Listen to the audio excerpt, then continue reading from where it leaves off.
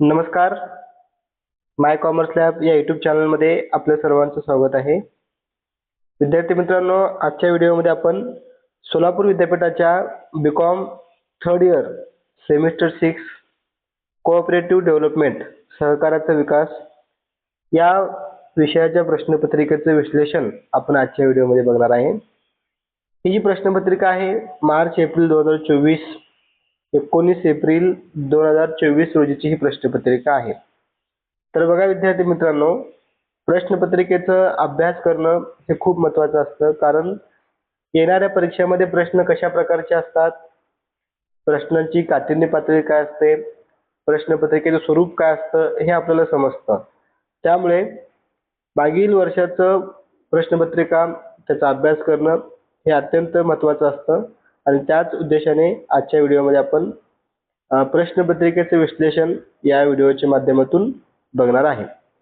बघा या ठिकाणी प्रश्न पहिला अ, खालील दिलेले योग्य पर्याय निवडून गाळलेल्या जागा भरा. 8 मार्कासाठी हे प्रश्न आहे. एकूण 8 प्रश्न म्हणजे एक प्रश्न एका मार्काला या ठिकाणी दिलेला आहे. बघा यामध्ये पहिला प्रश्न आहे, 12व्या पंचवार्षिक योजनेचा कालावधी टिंबटिंब हा होय. 1997 ते 2002, 2002 ते 2007, 2007 ते 2012 आणि 2012 ते 2017. बघा भारताच्या नियोजन आयोगाने तयार केलेली 12वी पंचवार्षिक योजना ही शेवटची योजना होती आणि तिचा कालावधी जो होता तो कालावधी 2012 ते 2017 हे होतं. म्हणून या प्रश्नाचं योग्य उत्तर आहे ऑप्शन क्रमांक डी, 2012 ते 2017. ठीक आहे. पुढे बघा दुसरा प्रश्न बघा या ठिकाणी, भारताने जागतिकीकरणाचे धोरण टिंबटिंब साली स्वीकारले. सुरुवातीला आपण ऑप्शन बघूयात आणि मग त्याचं उत्तर शोधण्याचा प्रयत्न करू. 1947, 1904, 1991 आणि 2001. बघा भारताने जागतिकीकरण हे जे धोरण आहे ते नवीन आर्थिक धोरण जेव्हा स्वीकारलं, म्हणजेच 24 जुलै 1991 ला भारताने काय केलं, नवीन आर्थिक धोरण स्वीकारलं. तेव्हाचे तत्कालीन अर्थमंत्री डॉक्टर मनमोहन सिंग यांच्या नेतृत्वाखाली भारताने नवीन आर्थिक धोरण स्वीकारलं. त्यामध्ये एलपीजी, त्यामध्ये काय केलं बघा, भारताने एलपीजी हे धोरण स्वीकारलं. त्याच्यामध्ये जागतिकीकरण, उदारीकरण आणि खाजगीकरणाचा देखील यामध्ये समावेश आहे. म्हणून या प्रश्नाचं जे उत्तर आहे 1991, ऑप्शन क्रमांक सी.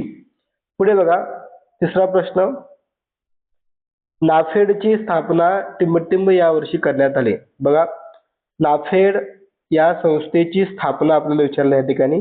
नाफेड म्हणजे काय, त्याचा फुल फॉर्म बघा, national agricultural cooperative marketing federation of India, म्हणजेच NAFED, national agricultural cooperative marketing federation of India. त्याची जी स्थापना आहे ती स्थापना 2 ऑक्टोबर 1958 मध्ये झाली होती. म्हणून या प्रश्नाचं उत्तर आहे बघा 1958, ऑप्शन क्रमांक ए.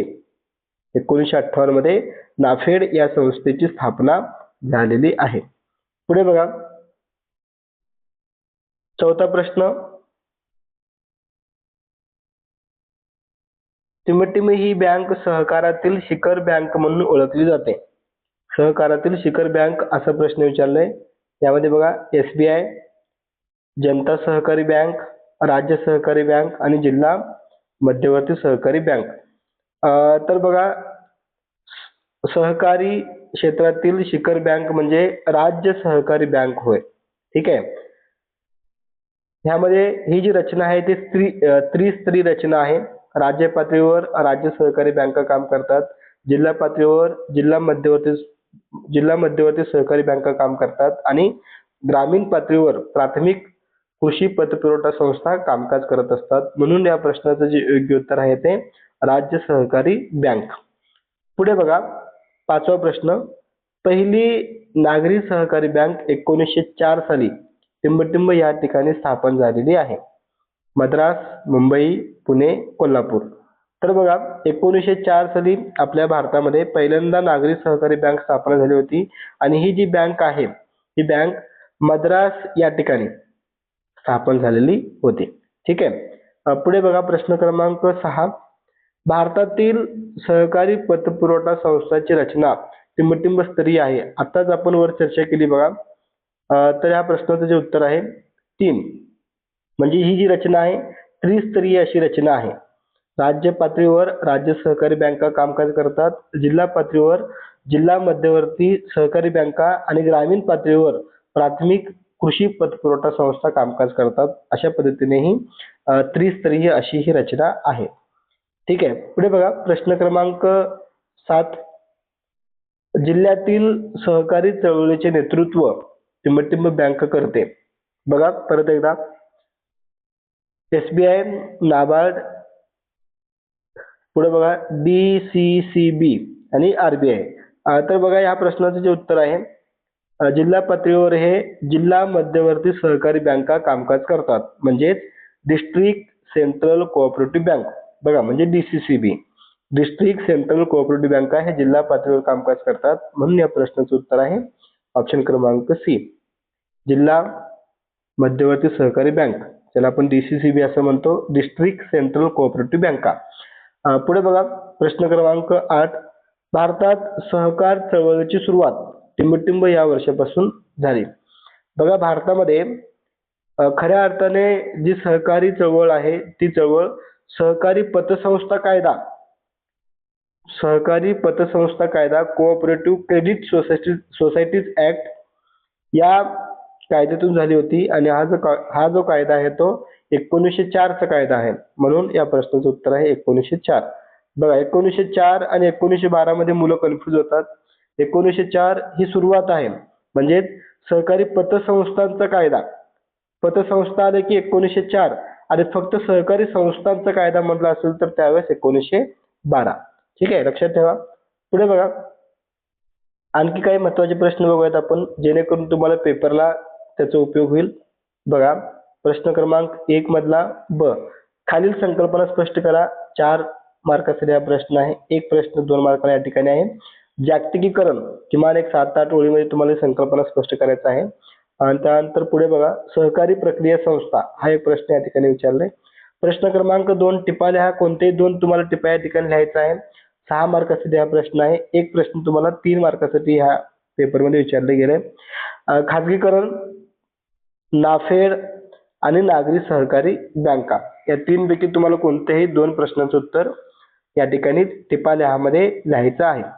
पुढे बघा प्रश्न क्रमांक 3 10 मार्कासाठी हा प्रश्न आहे. सहकारी विपणन संस्थांच्या समस्या स्पष्ट करा. कोणताही ऑप्शन नाहीये, तुम्हाला कंपल्सरी हा क्वेश्चन लिहायचा आहे. 10 मार्कासाठी हा प्रश्न आहे. ठीक आहे. तर तुम्ही प्रश्नपत्रिकेच्या माध्यमातून तुम्हाला IMP क्वेश्चन कोणते आहेत ते तुम्हाला समजतं, त्यामुळे आपण हे सर्व बघत आहे. प्रश्न क्रमांक 4 12 मार्काला हा प्रश्न आहे. खालीलपैकी कोणत्याही एका प्रश्नाचे उत्तर लिहा.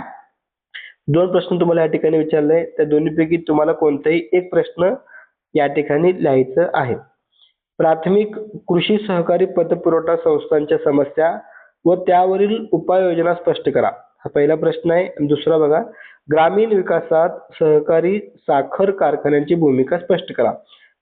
तर लक्षात ठेवा मित्रांनो, ह्या दोन्हीपैकी तुम्हाला जे जास्त जमतं, तुम्हाला जे येतं जास्त, तुम्ही ते क्वेश्चन या ठिकाणी सोडवायचं आहे. तर विद्यार्थी मित्रांनो, अशा पद्धतीने आजच्या व्हिडिओमध्ये आपण सोलापूर विद्यापीठाच्या सहकाराचा विकास या विषयाचं मागील वर्षीची प्रश्नपत्रिका आहे त्याच्यावर आपण चर्चा केली आहे. व्हिडिओ आवडल्यास लाईक करा आणि तुम्ही जर या चॅनलला अजून सबस्क्राईब केलं नसेल तर सबस्क्राईब करा. सर्वांचे मनपूर्वक धन्यवाद. थँक्यू.